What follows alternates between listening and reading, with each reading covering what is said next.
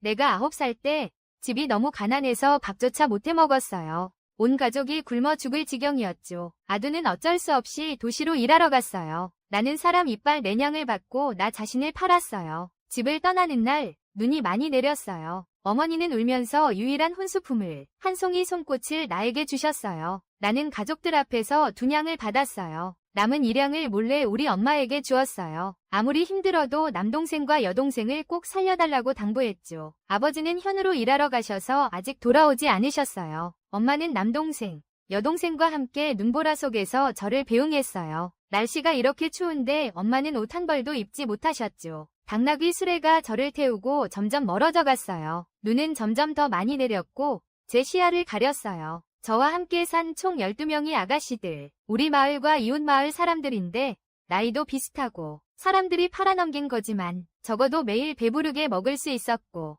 딸을 팔아버릴 만큼 냉정한 사람은 아니었지. 평소 집에서 보내는 시간도 그리 좋지 않았겠지. 작은 말도 하고 떠들기도 하고 나는 조용히 듣기만 했어. 우리가 또 어디로 팔려갈지 모르겠어. 길이 험난해서 이렇게 가는데 한 달이 넘었다. 무경에 도착했을 때는 이미 봄날이었다. 인간 상인이 우리를 한 작은 마당에 가두었다. 첫날 가장 잘생긴 5명을 데리고 나갔다. 며칠 후 나머지 몇 명을 또 데리고 나갔다. 나는 성서의 실가문에 팔렸어요. 실가문이 2번째 안뜰이었어요. 집주인은 듣기로는 7품의 관리였다. 나는 이씨 부인의 안채에서 허드렛일 하는 하녀로 배정되었어. 평소에는 마당을 쓸고 자비를 조금씩 해. 사씨 집안 식구는 단촐해. 부인 외에는 첩 1명뿐이고 그 첩도 부인의 시종 출신이야. 세 아드님 모두 부인 소생이고 듣자 하니 모두 산시위 아주 유명한 서원에 보내져 공부 중이래. 1년에 2번도 못 볼 정도야. 3명의 아가씨 모두 예쁘게 태어났네. 가장 잘생긴 건 마자가씨.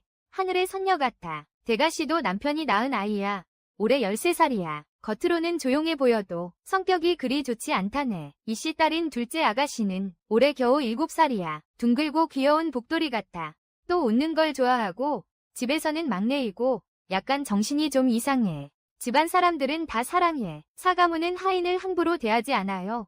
제가 온 지 1년 됐습니다. 많이 살쪘었졌어. 부인께서 매달 우리에게 각각 200냥의 월급을 주셔. 명절 때는 상금도 주시고 나는 이 돈을 몰래 모았어. 나중에 집으로 돌아갈 기회가 있을까? 나에게는 이런 날들이 매일이 좋은 날이야.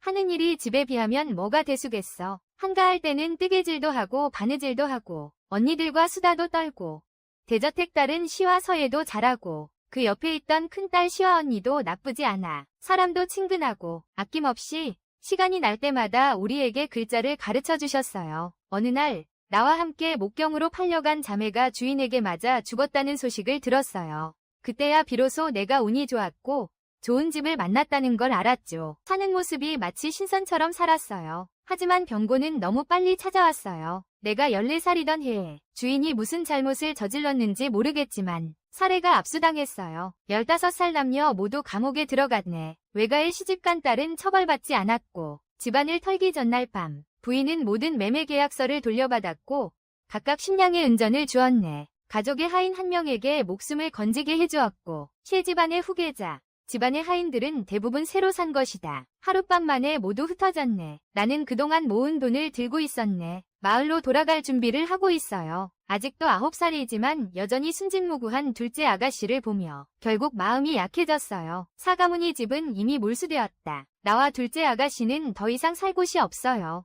그녀도 더 이상 원래 이름인 주황양이라고 부를 수 없게 되었어요. 내가 새 이름을 지어줬어요. 청수라고 부를게요. 그녀는 내 여동생이다. 내 이름은 청환, 진청환이다. 사가문 사람들은 사형 감옥에 갇혀있다. 내 손에 있는 돈을 다 써도 한 번 볼 수 있을지 장담할 수 없다. 나는 청서와 함께 살아야 한다. 살려면 밥을 먹어야 하고 머물 곳이 있어야 한다. 나는 힘이 세다. 고생하는 것도 두려워하지 않고 이 몇 년 동안 글자 몇 자 익혔고 계산도 할 수 있어. 작은 배 한 척 빌렸고 무허에서 술 장사 시작했어. 술 팔려면 안주도 필요하지. 여름에는 술에 취한 새우와 게를 팔았고 겨울에는 몸을 따뜻하게 하는 간단한 안주를 만들었어. 첫 해의 임대료를 제하고도 은 37냥을 벌었어요. 사씨 집안일은 원래 활기찼다. 즉시 처형할 것 같았어요. 하지만 1년이 지나도 아무 일도 일어나지 않았어요. 나는 송옷과 손바지를 꿰맸어요. 술과 음식을 챙기고 선녀와 함께 그녀의 아버지, 어머니, 형, 이모를 보러 갔어요. 그녀는 내가 새롭게 맨 빨간 속옷과 손바지를 입고 기뻐했어요. 손을 잡고 행복하게 흔들었어요. 감옥이 작년처럼 그렇게 엄격하지 않아요. 저는 200냥을 썼어요. 감옥 두목이 저와 청수를 안으로 들여보냈어요. 감옥은 어두워요. 냄새가 고약해요. 청수는 겁이 많아서 제 손을 잡고 있어요. 그녀의 눈은 길을 잃은 토끼처럼 혼란스러워요. 저는 그녀의 손을 두드리며 말했어요. 괜찮아. 언니가 있으니까. 그녀가 웃었어. 입가에 아주 작은 보조개 2개가 있었지. 한 집안이 한 곳에 갇혀 있다니. 나는 이미 부인과 주인, 그리고 첩의 모습을 알아볼 수 없었어. 사람들은 이미 깡마르고 초췌해져서 본 모습을 잃었지. 집안의 세 아드님 중 2분만 계셨다. 없는 건 다란군이야. 나도 그들을 본 게 3번 정도뿐이야. 나이도 1~2살 차이 나고 이제 다시 보면 누가 누군지 모르겠어. 차이가 나는 애는 어디 갔는지 도통 모르겠어. 적어도 지금은 있어. 모두 사람처럼 보였어요. 교도관이 문을 열었어요. 우리에겐 반시간의 시간이 주어졌어요. 벽구석에 짚이 깔려 있었어요. 그들이 평소에 자던 곳이었겠죠. 청수는 마음속으로 그리던 아버지와 어머니를 바라봤어요. 이제는 알아보지 못했어요. 하지만 집안 사람들은 그녀를 알아봤어요. 그녀가 내 뒤에 숨고 고개만 내밀고 나올 엄두를 못 내는 걸 봐. 할아버지가 한참 만에 겨우 경랑이라고 불렀어. 그녀가 아직 자기 이름이 경랑인 걸 기억하고 있네. 그녀가 아버지를 오래 바라봤어. 아마도 알아본 모양이야. 아버지라고 불렀어. 창백한 얼굴에 2줄 눈물이 흘렀어. 망설이다가 아버지 품에 안겼어. 가족이 그녀를 보고 또 보고 울고 또 울었다. 시노이는 저를 모르십니다. 집에 하녀가 10명이 넘는다. 그는 매일 아침 일찍 나가 저녁 늦게 돌아온다. 부인은 겨우 40인데 이미 머리가 하얗다. 보기에 마치 60세 노인 같다. 하지만 그녀는 아직 나를 알아보네요. 당신은 청환 아가씨입니다. 그녀의 눈은 흐릿하고 말하는 것도 힘들어 보입니다. 어머니, 그녀는 제 언니입니다. 청수는 내 손을 잡고 대답했습니다. 사모님, 부디 용서해 주십시오. 저는 감히 2차 아가씨가 본명을 부르게 하지 않겠습니다. 혹시 어느 날 관청에서 찾아오면 그녀를 하인과 함께 부르게 하겠지. 그녀에게 청수라는 이름을 지어줬다. 청순한 것에 무슨 죄가 있겠는가? 우리 서씨 집안이 죄를 지었을 뿐이다. 그저 그녀 한 사람만 남겼다. 사건이 갑자기 터졌다. 내 아들을 어디로 보내야 할지도 몰랐다. 네가 아니었더라면 그녀가 이제 여기서 살아서 서 있을 수 있을지 모르겠네. 노인은 당신에게 감사해도 부족하네. 누가 알겠는가? 사가가 죄를 지은 지 1년이 되었는데 친딸조차 오지 않았네. 우리를 보러 온 것은 오직 집안의 한 하녀뿐이네. 처음에 부인이 몸을 팔겠다는 계약서를 당신들에게 돌려주었지. 당신은 더 이상 집안의 하녀가 아니네. 청수의 언니가 되는 것에 무슨 문제가 있겠는가? 사가문이 다시 세상의 빛을 볼 날이 오기를 바라네. 청환은 저희 집의 아가씨입니다. 저는 주인의 태도를 보았습니다. 풍모는 여전히 남아있으니 이 일에는 아직 돌이킬 여지가 있을 것입니다. 마음속으로 청수에게 기뻐하고 있습니다. 저는 아가씨가 되고 싶지 않습니다. 그저 고향에 가서 제 엄마와 남동생, 여동생을 보고 싶을 뿐입니다. 무하에서 배를 타는 일도 좋습니다. 주인님과 부인님, 큰 아가씨를 탓하지 마세요. 나는 청서를 데리고 소가에 간 적이 있다. 그날에는 만나지 못했다. 그녀가 막 출산했고 산후조리를 하고 있다고 들었다. 소가에서는 그녀를 놀라게 할까 두려워 진실을 알리지 않았다. 처가댁에서 나를 찾게 했다. 큰 아가씨를 위해서라면 다시는 청서를 데리고 찾아가지 말라고 했다. 며칠 후 수가는 동도로 이사갔어. 큰 아가씨가 너희를 보고 싶어도 산이 높고 물이 멀어. 그녀에게는 아이도 있어.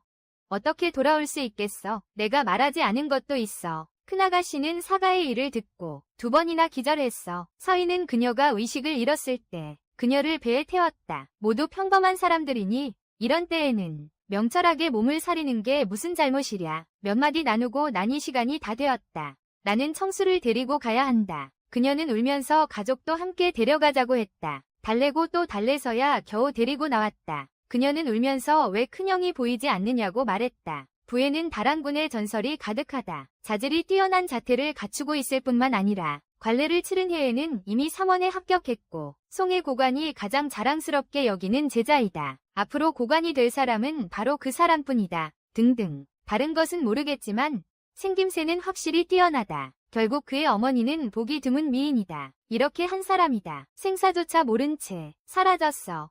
실가는 입을 다물었어요. 이 일은 더 이상 묻지 않는 게 좋아. 청서와 함께 집으로 돌아갔어. 우리는 동거리에서 다른 사람과 함께 집을 임대했어. 나와 청서가 먼저 와서 동쪽 방 2칸을 차지했어. 한 칸은 사람이 살고 있어. 부엌 하나.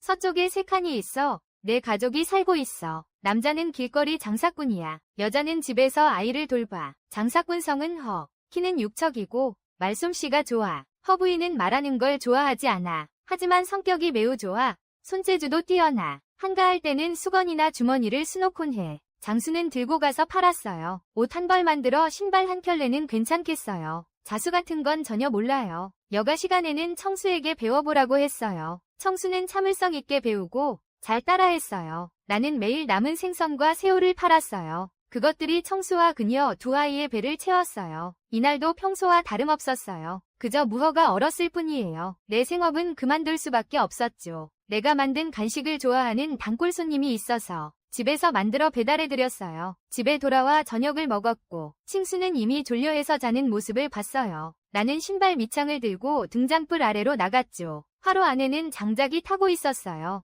담배 연기 많으니까 창문을 살짝 열어두고 잘 때는 불을 껐어. 바람 좀 통하게 해야 닫을 수 있거든. 나는 벌써 15살이야. 어디 가든 다 큰 아가씨로 봐. 무허에서 사는 게 생각만큼 쉽지 않아. 가끔 누가 괴롭히기도 하고 게다가 내가 아가씨인데 동생까지 데리고 있잖아. 하지만 강가에도 강가만의 규칙이 있어서 보호비를 내면 누군가 지켜주긴 해. 나는 피곤한 게 두렵지 않아. 귀찮은 일이 생기는 게 두려울 뿐이야. 문 두드리는 소리가 들릴 때 깜짝 놀랐어. 어쨌든 무경에서 나는 청수와 의지하며 살아가고 있는데 누가 밤을 새워 우리를 찾으러 오겠어. 누구지? 나는 소리쳐서 말했다. 내 성은 쉐야. 문 밖 사람 목소리가 낮게 들려. 낮고 듣기 좋은 남자 목소리였다. 성씨서. 나는 더 생각할 겨를 없이 외투를 입고 침대에서 일어났다. 문 밖 사람이 몸을 날려 문 안으로 들어왔다. 나는 재빨리 문을 닫았다. 온 사람은 등을 돌리고 침대 옆에 서서 청서를 바라보았다. 집은 작았다. 침대 앞에는 커튼 한 장만이 가리고 있었다. 그 안이 침실로 여겨졌다. 밖은 홀처럼 꾸며졌었는데 이제 그가 열어버렸다. 한눈에 들어온다. 그는 키가 매우 크고 검은 망토를 걸치고 있었다. 머리카락은 옥뒤로 꽉 묶여 있었다. 나는 희미하게 그가 누구인지 짐작했다. 하지만 감히 묻지 않았다. 그가 충분히 볼 때까지 기다렸다가 나는 화로에 장작을 넣었다. 뜨거운 물을 한 주전자 끓였다. 그에게 차 한 잔을 따라줬다. 이 차는 평소에 배에서 손님께 대접하는 차로 특별히 좋은 것은 아니지만 나쁘지도 않다. 그가 커튼을 치고 나올 때까지 기다렸다. 희미한 등불 아래서도 나는 그를 온전히 바라볼 수 있었다. 집안 사람들은 그를 지란옥수라고 했다. 나는 이렇게 자라면서 지란옥수가 무엇인지 몰랐다. 하지만 오늘 다시 그를 보니 비로소 알게 되었다. 그는 아내와 매우 닮았지만 눈썹이 더 굵고 길다. 타고난 복숭아꽃 같은 눈을 가졌고 웃지 않아도 풍류와 다정함이 넘친다. 코는 곱고 입술은 그리 얇지 않다. 턱선이 뚜렷하다. 하지만 사람은 매우 차갑고 차가우면서도 욕망이 있다. 이런 미남을 이렇게 피상적으로 표현할 수는 없다. 핵심은 그가 매우 하얗다는 것이다. 망토도 벗지 않았네.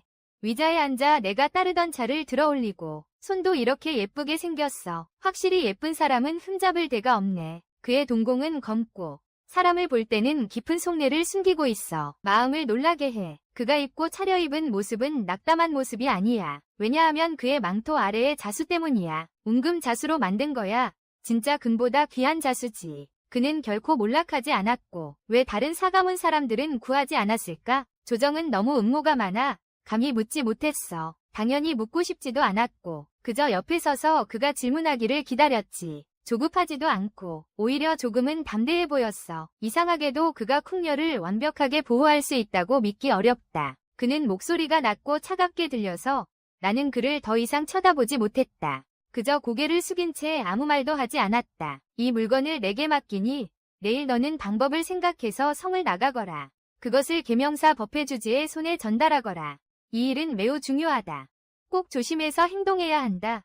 만약 어쩔 수 없다면 나도 너를 찾지 않았을 것이다. 나는 원래 받지 않으려 했어요. 하지만 그가 말을 할 때의 긴박함과 무력함을 듣고는 참을 수 없어 어쩔 수 없이 받았어요. 그것을 천으로 감싸서 책 모양이었고 그리 두껍지 않았어요. 그가 내 손에 건네줄 때 아직 체온이 남아있었어요. 장군님, 부디 소중히 여기시길 바랍니다. 감사가의 어른들과 아이들이 아직 감옥에서 당신을 기다리고 있어요. 그가 일어나서 떠나려고 한다. 나는 참을 수 없었다. 청수와 석가를 위해서 이렇게 말했어. 그는 고개를 끄덕이며 갑자기 웃었다. 마치 찬란한 태양처럼 눈부시게. 너는 석가와 내가 나쁜 사람일까 두렵지 않니? 나는 석가가 나를 잘 대해주는 것만으로 충분해. 만약 석가가 아니었다면 나는 지금 어떤 모습인지 몰랐을 거야. 그가 고개를 끄덕이고 몸을 비켜나갔다. 계명사는 평소 일반 사찰이 아니다. 매달 초하루와 보름 2날만 개방한다. 명자도 초하루나 보름이 아니었다. 들어가는 것 자체가 큰 어려움이다. 더군다나 주지 스님을 만나려면 다음날 아침 나는 청수를 하녀에게 맡겨 계룡산에 올랐다. 계룡산은 산이라 부르지만 험하지 않다. 나는 힘든 일을 자주 해서 몇 걸음 걷는 것은 자연스럽게 어렵지 않아. 절 입구에 도착했어. 대문이 굳게 닫혀 있었어. 안에서는 경전 읽는 소리와 나무 북치는 소리가 들려왔어. 나는 여러 번 문을 두드렸더니 작은 사미가 나왔어. 그는 겨우 5, 6살로 보였어. 정말 사랑스러운 나이였고 피부가 하얗고 부드러웠어. 내가 멋지게 한 손으로 손바닥을 세우고 그에게 말했다. 여신께서는 향을 올리고 소원을 빌어야 해. 초하루와 보름에 다시 오세요. 그가 귀여워 보여서 머리를 쓰다듬고 싶어졌다. 하지만 근기가 있을까 봐 걱정됐다. 주머니에서 2개의 솔방울 사탕을 꺼내주었다. 여전히 평목이 청수에게 주던 것이었고 그는 입술을 다물었다. 망설이며 받지 않으려 해. 나는 그의 손을 잡아 그의 손바닥에 넣었다. 나는 향을 피우지도 않고 소원도 하지 않아. 너는 너희 주관자에게 말하러 가. 그의 세속적인 딸이 그를 찾으러 왔다고. 나는 속이는 것이 좋지 않다는 것을 알지만 방법이 없잖아. 내가 배에서 한 이야기를 듣지 않았다면 이런 방법을 생각해내지 못했을 거야. 법회는 출가하기 전 선왕의 친자였습니다. 현재 폐하께서도 그를 작은 왕숙이라고 부르셔야 합니다. 당시 오왕의 대란이 일어났고 법회는 황명의로 직접 평정을 나갔습니다. 회왕은 집안 친척들을 붙잡았습니다. 그의 집안 친척들의 목숨을 빌미로 그에게 철군을 요구했습니다. 왕비는 그가 제약을 받을까 두려워했습니다. 가족과 함께 왕궁에 불을 질러버렸어. 그가 성을 정복하고 집에 돌아왔을 때 불에 타서 형체를 알아볼 수 없는 100여 구의 시체만 남았다.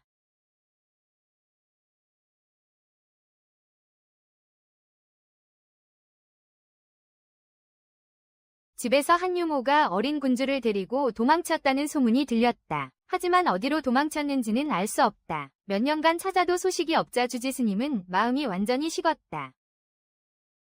그 군주가 아직 살아있다면 벌써 15, 16살쯤 되었을 것이다. 어린 사미승은 아직 어리니 주지 스님의 과거를 알 리가 없다. 근데 사람 찾으러 들어갔어. 당당하게 왔으니 그렇게 무섭지 않게 됐어. 가짜 공주 행세 같은 건. 그 당시 많은 사람들이 아이를 데리고 왕궁에 찾아갔다고 들었어. 모두 아니었고 목 잘린 사람도 본 적 없고 왕자가 이미 주관하고 있으니 더 이상 살인을 저지르지 않을 거야. 잠시 후 뚱뚱한 승려 한 명이 나왔어. 배가 통통하게 불러있네. 코가 크고 코끝이 붉고 볼에 살이 통통해. 남에게서 태어나면 통통한 살이겠지만 그에게선 오히려 귀엽고 친근하게 보여. 그가 나를 위아래로 쭉 훑어보더니 웃으며 묻길. 여선생님, 어떻게 확신하길? 바로 우리 주모의 딸이라고. 나는 자연스럽지도 않고 확실히 알지도 못하고 추측일 뿐이야. 민간 전설이 사실이라면 나는 하나도 빠뜨리지 않고 다 맞아. 그게 정말인지 아닌지는 직접 만나봐야 알 수 있어. 결국 그녀가 딸인지 아닌지는 그 사람만 알지. 어쨌든 간에 만나기만 하면 돼. 가짜도 진짜처럼 보이고 진짜도 가짜처럼 보여. 그 뚱뚱한 승려는 고개를 기울여 작은 수자의 부푼 볼을 바라봤다. 그에게 손을 내밀게 했더니 작은 수자는 아직 너무 어리숙했다. 솔직하게 손을 펴고 있다. 뚱뚱한 승려의 두툼한 손가락이 쥐더니 남은 사탕 한 조각을 입속에 넣었다. 배를 불룩하게 하고 다시 돌아갔다. 작은 수자는 멍하니 바라봤다. 나는 그의 모습을 보며 어쩔 수 없이 그의 작은 어깨를 토닥였다. 너 이름이 뭐니? 면경. 그는 우울한 얼굴이야. 울 것 같아. 면경아, 언니가 말하는 거 들어봐. 너의 스승이 깊이 잠들 때마다 그의 문을 긁으러 가. 그가 너의 음식을 빼앗으면 너는 그의 좋은 꿈을 방해해. 아직도 안 된다면 너는 먹기 전에 2번 침을 음식 위에 뱉어. 그가 아직 먹을 수 있을지 보자. 이번에는 그에게 싸게 해줬으니 다음에 언니가 올 때 확실히 더 많은 사탕을 가져올 거야. 나는 그의 눈앞에 쪼그리고 앉아 그를 달래며 말했어. 아마도 명경이는 이렇게 악랄한 말을 들어본 적이 없을 거야. 한순간 아쉬워졌어. 그는 둥글둥글한 눈으로 나를 바라보고 있었어. 그의 스승이 금방 와서 나를 데리고 들어갔다. 명경이 내 옆을 따라왔다. 말을 하려다 말 듯한 표정이었다. 나는 자랑스럽게 그에게 웃어 보였다. 아마 내가 꽤 대단하다고 생각한 모양이다. 법회주지 스님이 막 경전을 마치고 뒤뜰 보리수 나무 아래서 나를 기다리고 있었다. 겨울 날씨가 추운데 오직 이 나무만은 푸르고 싱싱했다. 그가 만약 대머리이고 가사를 입지 않았다면 누가 그가 승려일 것이라고 생각하겠는가. 결국 너무도 우아하게 생겼고 전장에 나가기도 했지만 몸에는 조금도 피를 흘린 흔적이 없다. 우아하고 지혜로워 보여서 나이도 잘 구별되지 않는다. 모든 사람들이 물러갔다. 그는 나무 아래에 서서 불경을 손에 들고 있는데 멀리서 보면 한 폭의 그림 같다. 여인에게 죄가 있소. 부디 용서해 주시길 바랍니다. 오늘 거짓말도 부득이했소. 몸을 굽혀 사죄의 인사를 드리오. 아마도 실망에 익숙해졌나 봅니다. 그의 표정은 별다른 변화가 없었소. 내 어깨에 짐을 내려 그에게 건네었소. 그는 열어보았지만 한 번만 보고 다시 닫았소. 무슨 죄가 있소? 작은 여인에게 용기와 지혜가 있소. 이제는 드문 일이네요.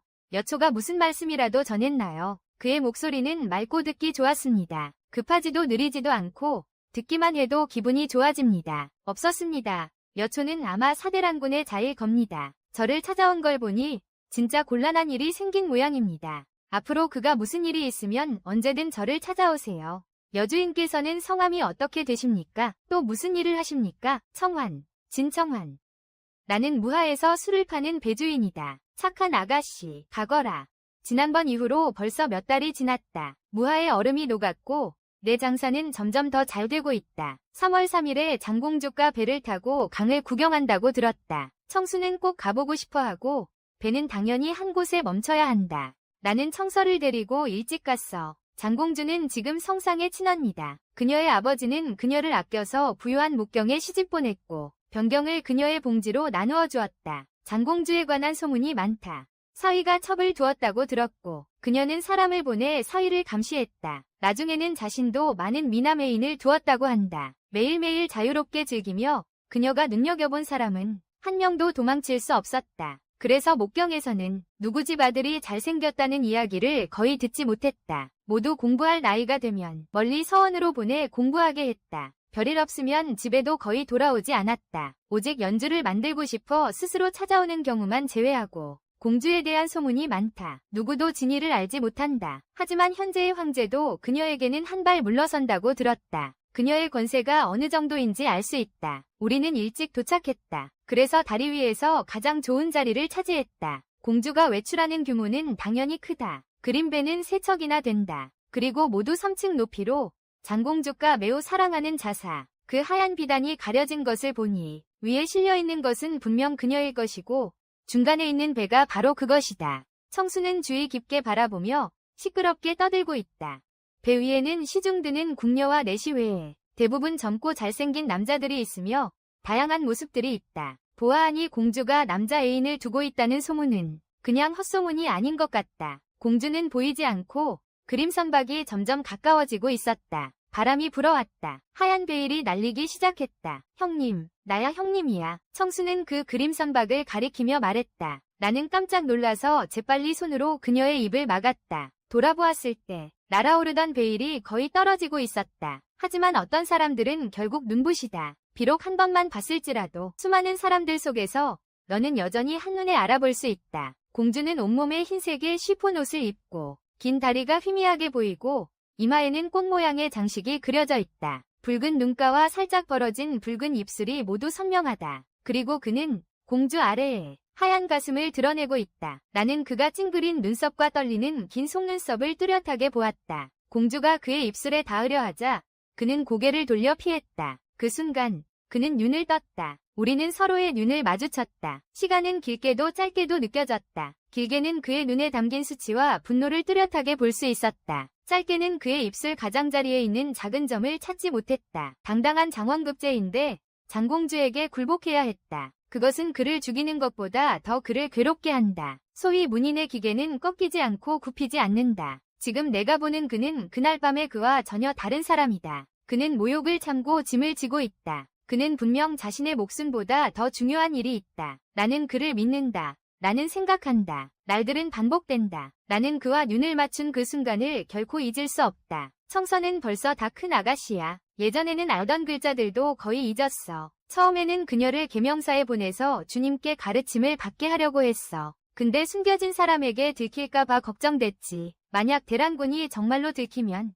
그냥 죽는 길뿐일 거야. 장공주는 여자들을 위한 특별한 학교를 세웠어. 나는 청서를 보내었어. 같이 간 사람 중에는 하부인 집의 막내딸도 있었다. 청수는 비록 어리석었지만 기억력이 아주 좋아서 오늘 배운 것을 돌아와서 그대로 외워서 쓸 수 있었다. 나도 그녀를 따라 배웠다. 점점 나는 간단한 책 한 권을 읽을 수 있게 되었다. 그때야 비로소 독서와 예절을 배우는 것이 진짜임을 알았다. 책에는 내가 이전에 한 번도 생각하지 못했던 많은 일들이 있어요. 책 속에 황금집이 있대요. 책 속에 얼굴처럼 아름다운 사람이 있다고도 하죠. 그 말이 사실이에요. 5월 단오 때 나는 청수와 함께 감옥에 갔어요. 직접 만든 송편과 먹거리, 술도 가져갔어요. 나는 청수와 부채를 사고 그림도 그렸어요. 또 쑥과 색실도 가져갔어요. 그들이 지난번보다 더 나아 보인다. 부인이 말씀하실 때 기운이 없어 보이지 않는다. 두 분이 땅을 종이 삼고 나무를 붙삼아 매일 열심히 배우고 있어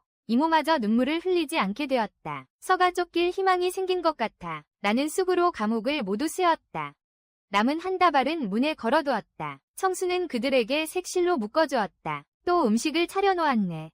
올 때 청수를 여러 번 당부했어. 그녀가 친형을 본 일을 밖에 말하지 말라고. 만약 남이 알게 되면 그녀의 친형이 목숨의 위협을 받게 될 테니까. 그녀가 몇 번이나 아버지, 어머니에게 말해도 되냐고 물었어. 내가 여러 번 고개를 저었더니 그녀도 사정이 심각하다는 걸 알았지. 그 후로는 다시 말하지 않았어. 그가 장공주에게 그의 정체가 들키는 것이 두려워서가 아니야. 장공주가 그를 남겨둔 것은 당연히 그의 조상 3대의 정보를 모두 파악했기 때문이야. 더욱이 그녀가 그의 출신을 알게 되었기 때문에 그를 이렇게 모욕하려 했을 가능성이 높아. 나는 그의 아버지와 어머니가 모른 채 아들이 일어난 일을 듣고 분노와 슬픔에 휩싸여 자포자기하고 죽으려 했을까 봐 걱정돼. 그는 자신을 그렇게 억누르고 있어. 가족의 목숨을 구하려는 것도 분명 그 이유 중 하나일 거야. 만약 그가 가족이 그를 원망하며 죽었다는 걸 알게 된다면 그때 그는 어떻게 할까?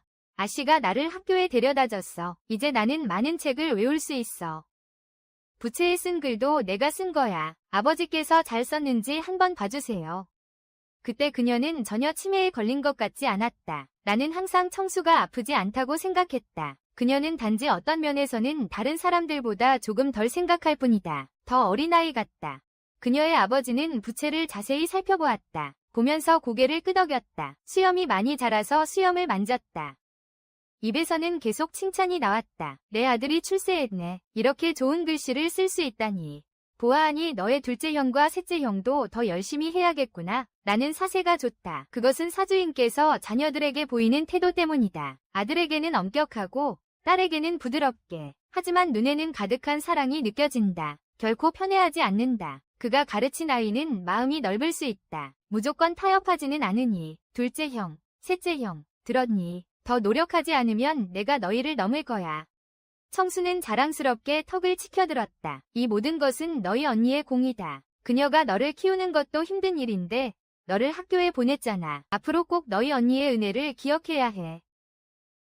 그녀의 어머니가 그녀의 이마를 가볍게 쳤다. 내 언니는 세상에서 가장 좋은 언니야. 나는 언니에게 가장 소중한 동생이야. 어머니, 봐. 언니가 너희를 위해 새 옷을 꿰매줬어. 안감은 모두 부드러운 면으로 물에 씻어서 말렸어. 손으로 잘 주물러서 부드럽게 해야만 꿰맬 수 있어. 하지만 지금은 나도 언니를 도와서 꿰맬 수 있어. 청수는 짐을 뒤적이며 안감을 꺼냈다. 그때 나와 함께 무경에 팔려갔던 향수.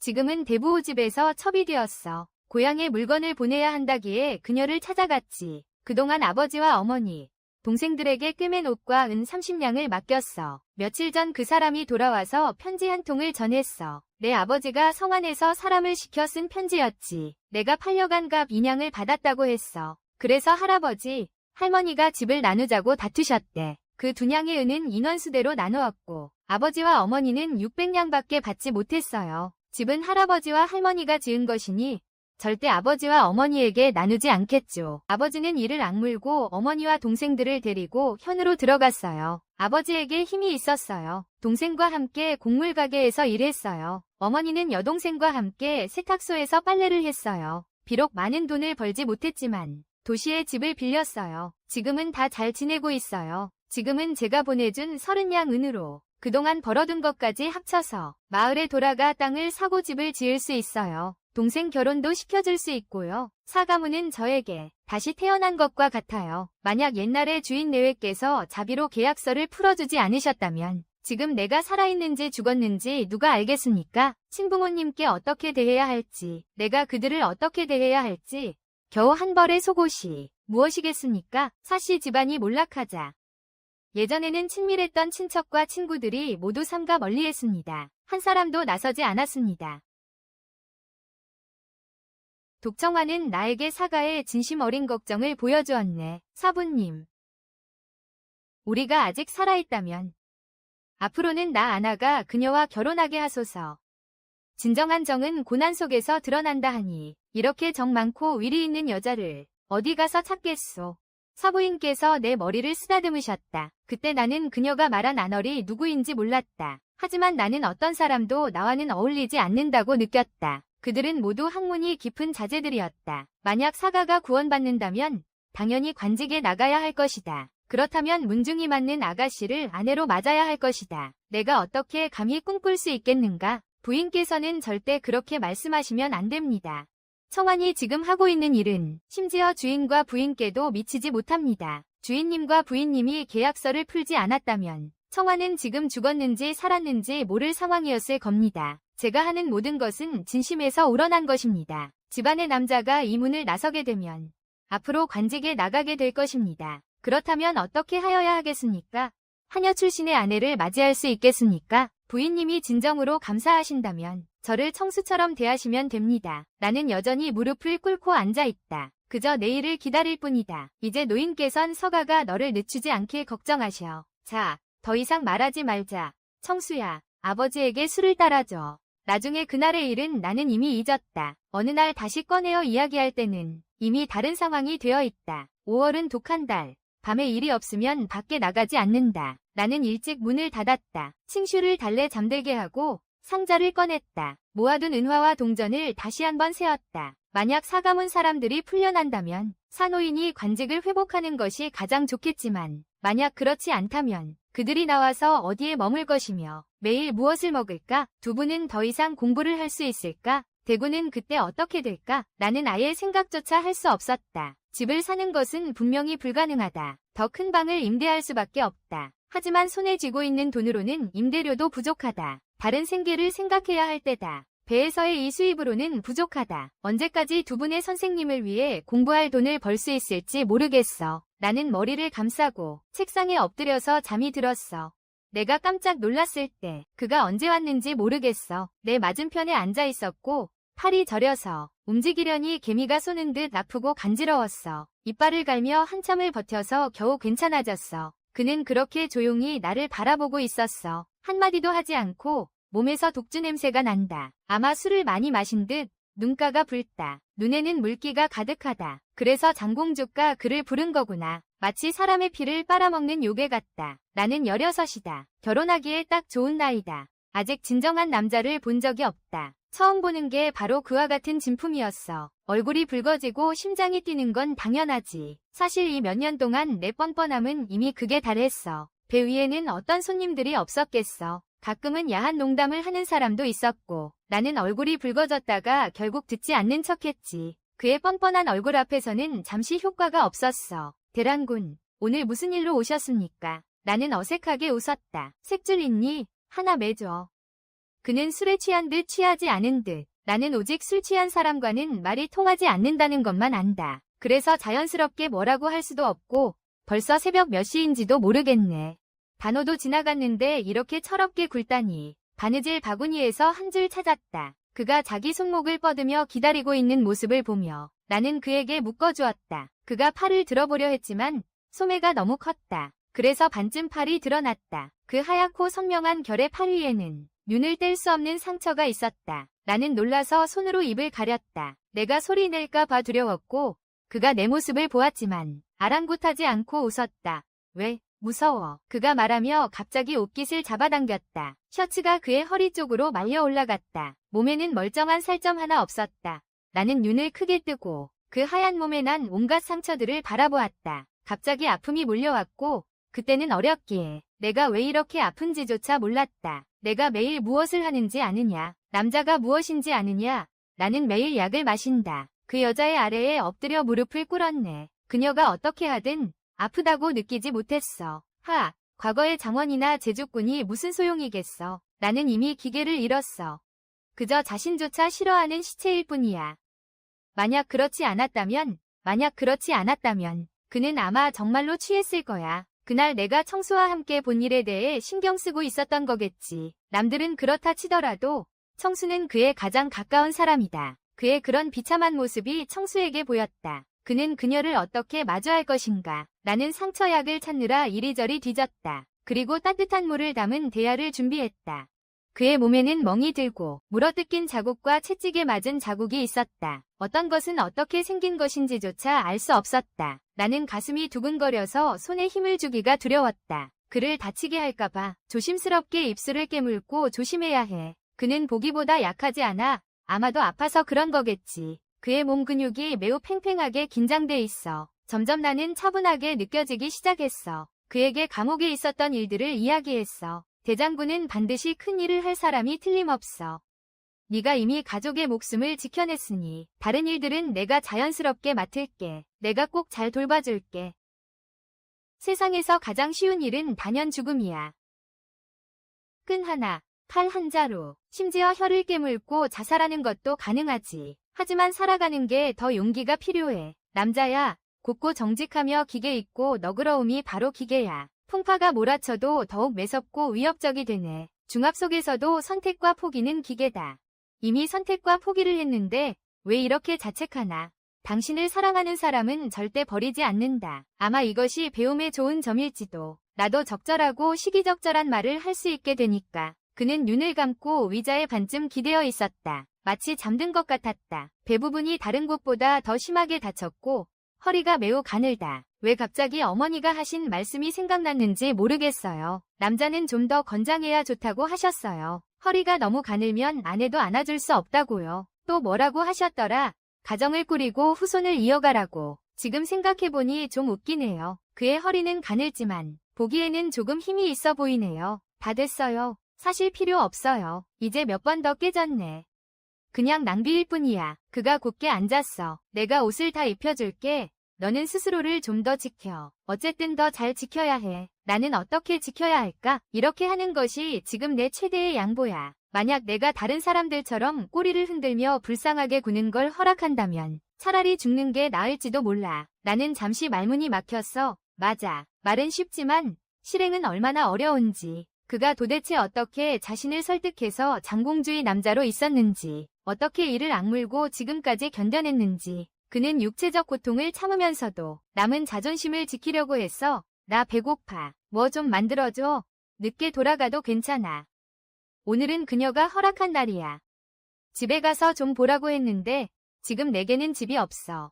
이곳밖에 갈 데가 없어. 오늘은 감옥에 갔고 내일도 배를 타지 않을 거야. 집에 채소가 별로 없어. 물통에는 농어 2마리만 키우고 있어. 나는 한 마리를 잡아서 손질의 찜으로 만들었어. 그는 평목에서 청수불을 지피는 작은 의자에 앉아 내가 요리하는 걸 보고 있어. 찜솥에 데운 남은 한 그릇의 죽, 이미 만들어 놓은 거야. 생선 찌는 것도 빠르고 그에게 반마리의 술에 취한 새우도 건졌어. 말린 고기 몇 조각을 잘라서 볶았어. 그는 음식에 까다롭지 않고 모두 적당히 만들어. 그는 깨끗이 다 먹었어. 내가 설거지할 때 그는 냄비 옆에 서서 지켜보고 있어. 나는 다른 일을 하고 싶었어. 아버지와 어머니가 출소할 때까지. 만약 관직으로 복귀하지 못한다면 큰 마당을 하나 임대하고 싶네. 두 분께서 공부를 하신다면 당연히 다시 공부하실 거겠지. 배 위의 장사도 괜찮았지만 벌 수 있는 게 너무 적였어. 그때는 생계를 유지하기도 어려울까봐 나머지 일들은 더 상상도 못하겠구먼. 내 생각을 그에게 이야기했더니 그는 눈을 내리깔고 깊은 그림자가 드리워져 있었다. 나를 생각해본 적이 있니? 물론 생각해봤겠지. 물론 생각해봤겠지. 네가 하는 일이 어떤 일인지 나는 모르겠어. 하지만 분명 장공주와는 관계가 있을 것 같아. 왕실의 일은 본래 신비롭지. 그때가 되면 누가 또 확실히 말할 수 있을까? 그저 네가 무사히 빠져나오길 바라는 것. 그게 가장 좋은 일이다. 더 이상은 나는 감히 생각하지 못하겠다. 그가 입꼬리를 살짝 올렸다. 웃는 것 같기도 했지만 웃지 않았지. 무슨 장사를 하려는 거냐. 올해 장사가 잘 됐다. 내 부모님께 드린 30냥과 감옥에 들어가서 해결한 비용, 식비를 제외하고 내게는 아직 60냥과 57개의 큰 돈이 남아있다. 이 돈으로 무경에서 가장 외진 가게를 임대하기도 부족해. 아직 뭘 할지 생각해보지 않았어. 이번에는 배를 타지 않을 거야. 먼저 여기저기 둘러볼게. 더 좋은 생계가 있는지 볼 거야. 돈은 좋은 거야. 돈으로 돈을 버는 건 어렵지 않아. 하지만 사람을 통해 돈을 벌려면 단순히 열심히 한다고 되는 게 아니야. 돈 문제는 내가 방법을 생각해 볼게. 절대 안 돼. 만약 네가 은을 가지고 있다면 벌써 가져왔겠지. 왜 지금까지 기다리고 있었겠어? 내 자신만 잘 챙기면 돼. 내가 생각할 시간을 좀 줘. 방법이 있을 거야.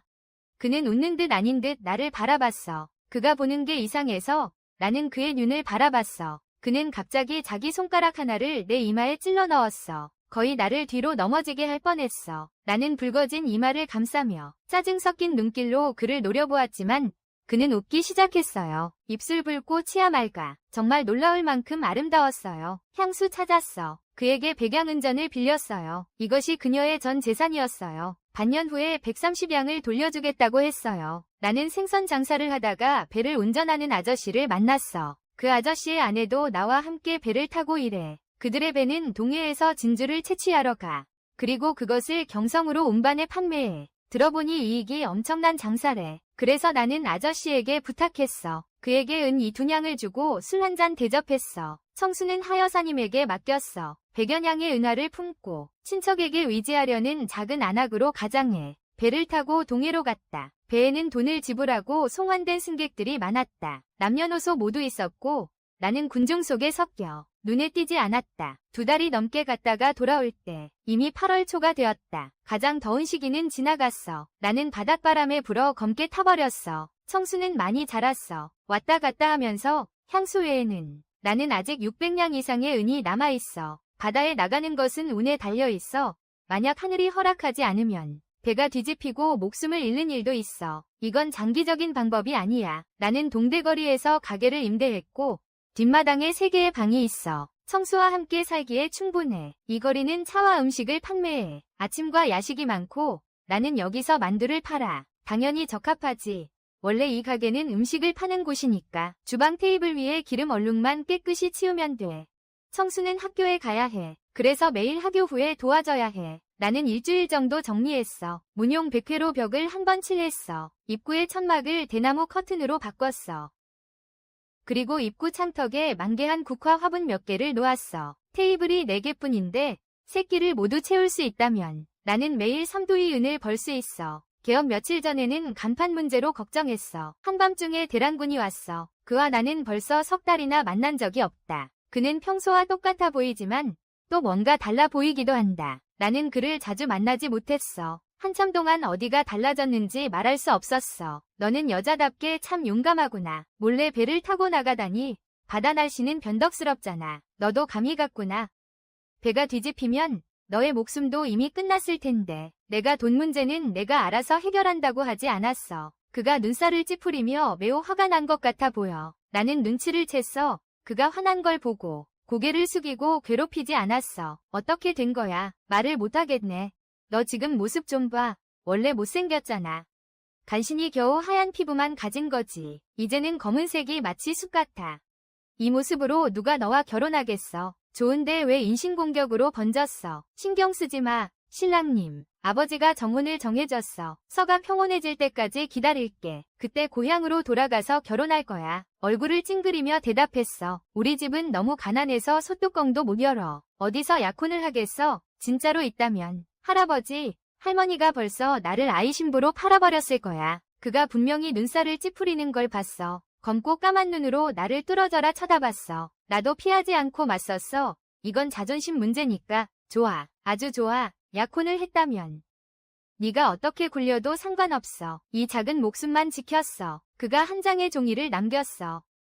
아무 말도 없이 또 가려 해. 나는 급해져서 그의 소매를 잡았어.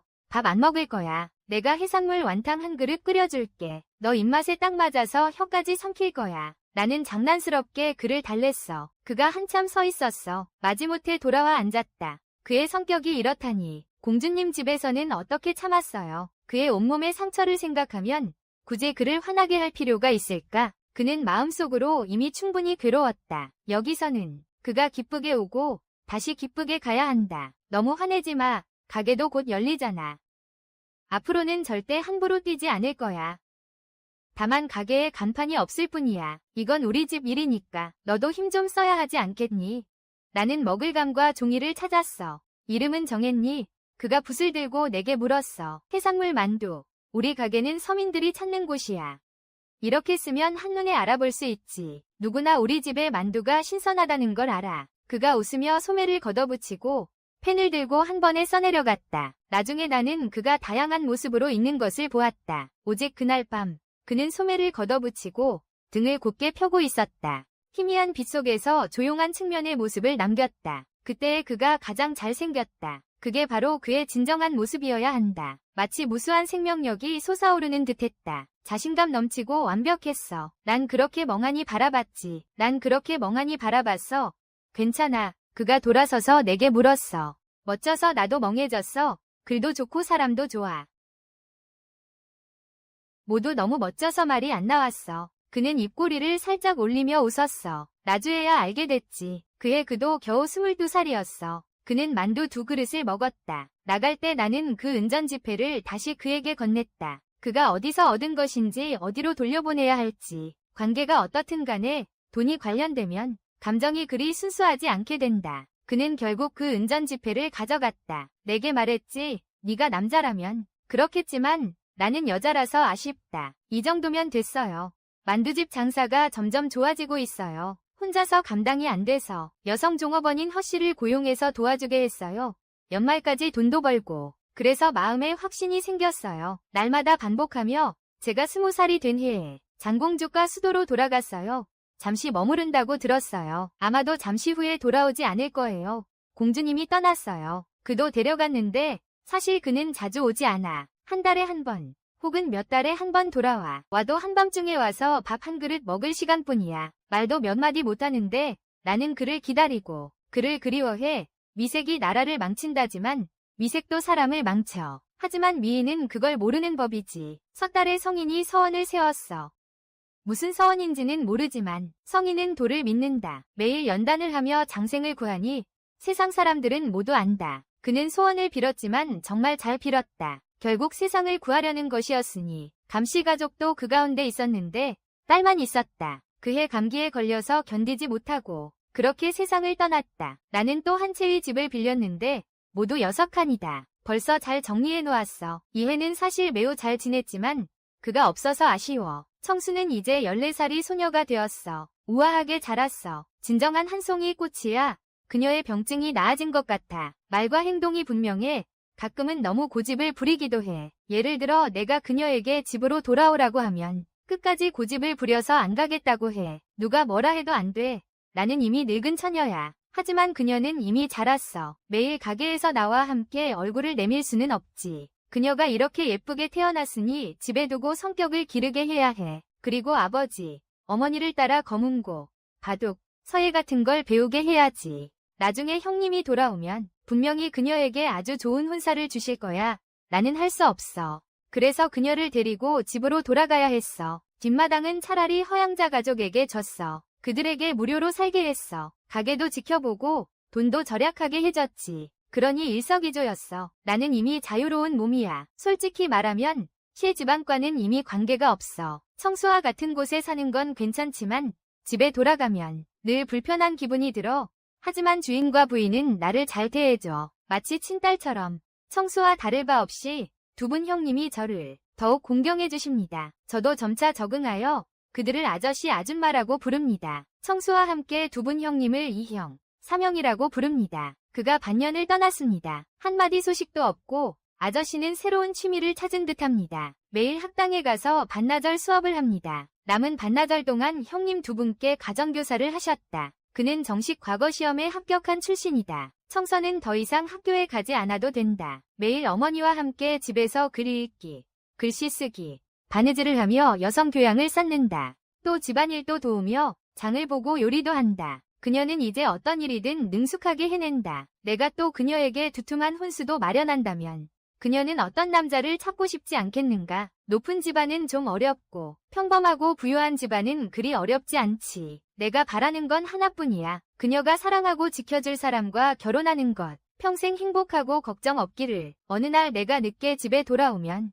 집에 들어서면 분위기가 침울하고 긴장돼서 무슨 일이 일어난 건지 모르겠어. 집안 사람들도 이유를 말하지 못해. 아저씨는 아침에 개인 공간에 갔다는 말뿐이야. 돌아오자마자 방에 가두고 더 이상 나오지 않았어. 하루 종일 아무것도 먹지 않았어. 내 마음속에 은근히 알 것 같았어. 그는 대란군의 일도 알고 있다는 걸. 이건 피할 수 없는 일이야. 단지 하루 늦거나 하루 빠른 것뿐이야. 나는 가게에서 가져온 만두를 끓였어. 다른 사람들이 먼저 먹게 하고 한 그릇을 들고 그를 찾으러 갔어. 동쪽 방 하나를 서재로 남겨두었어요. 그는 서재에 있었고 내가 몇 번 불러야 그가 대답했어요. 내가 문을 밀고 들어갔죠. 서재에는 불도 켜져 있지 않았어요. 창문으로 들어오는 달빛이 윤곽만 비추고 있었죠. 나는 접시를 탁자 위에 올려놓고 성냥을 찾아 불을 켰어요. 하루 만에 아저씨가 갑자기 많이 늙은 것 같았어요. 원래 희끗희끗한 머리가 더 희게 변한 것 같았다. 그는 허리를 굽히고 등도 구부려 다시는 펴지 못할 것 같았다. 아저씨, 큰아들 소식을 들으셨나요? 나는 그 앞에 그릇을 놓았다. 그리고 젓가락을 건넸다. 그는 손이 떨려 젓가락을 잡지 못했다. 아저씨는 그의 명예가 떨어진 게 싫은 건가? 아니면 그를 안타까워하는 건가? 내 아들은 너무 고통스럽다. 내가 그를 망쳤다. 아저씨는 눈물을 흘리셨다. 그는 명성보다 아이가 더 아프다. 아저씨. 그를 아끼신다면 그에 대한 해가 된다 말은 하지 마세요. 그는 마음이 이미 충분히 아프고 여러분에게 숨기고 있어요. 여러분이 언젠가 알게 되어 그를 원망할까 두려워서예요.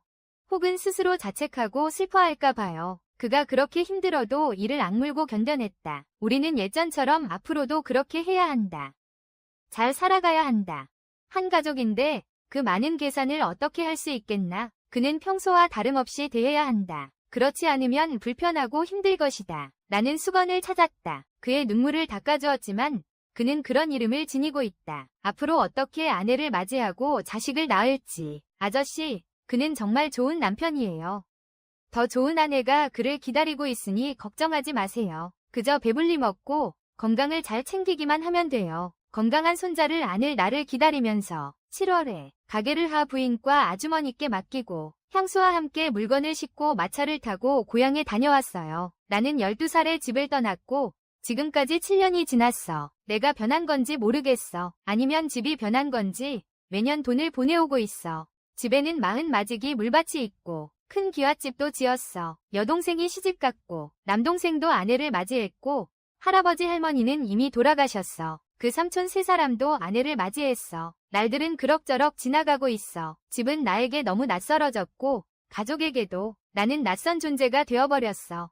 동생이 결혼한 아내는 영리한 사람이야. 하지만 영리함이 지나쳤어. 항상 내 월급이 얼마인지 물어보고 내 옷이 얼마에 만들어졌는지 궁금해해. 나는 그녀와 더 이야기하는 것이 귀찮아서 그냥 이를 악물고 참았어. 그녀 입에 나도 사실은 첩이라는 말이 나오더라고. 아버지는 2년 동안 노인네 역할을 하셨다. 딸이 잘 지내는지 한 번도 물어보지 않으셨다. 그저 한마디, 주모님을 잘 모시고 주인을 잘 섬기라고. 돈을 벌게 되면 집에 더 많이 보내라고 하셨다. 그는 손자 결혼 자금도 마련해야 하니까. 여동생은 나를 보면 항상 가난하다고 울었다. 아버지는 돈을 주셔서 삼촌들 결혼시키셨지만 그녀에게는 열량도 아까워하셨다. 그 12냥은 길가의 돌처럼 보인다. 어디에나 있는 것이니 은은 좋은 것이다. 하지만 그렇게 좋지도 않다. 너무 반짝인다. 무심코 사람 마음속에 복잡한 생각을 드러내버린다. 어머니는 몇 년 전에 돌아가셨다. 하지만 아무도 나에게 말해주지 않았다. 서랍에는 어머니가 나를 위해 만든 2켤레의 신발이 있다. 그중 한 켤레는 빨간색인데